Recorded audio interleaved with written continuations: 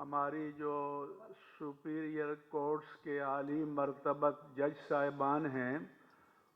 ان کو قانون بین الاقوام کا کچھ پتہ نہیں ہے، اور اس کا ثبوت یہ ہے کہ کار کے رینٹل میں انہوں نے دخل دیا تو پاکستان پر $1 ارب جرمانہ لگا،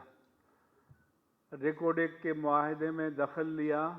تو $6 ارب جرمانہ لگا، اور جسٹس عظمت سعید شیخ جو پراسیکیوٹر جنرل تھے نیب کے، بعد میں سپریم کورٹ کے جج بھی بنے،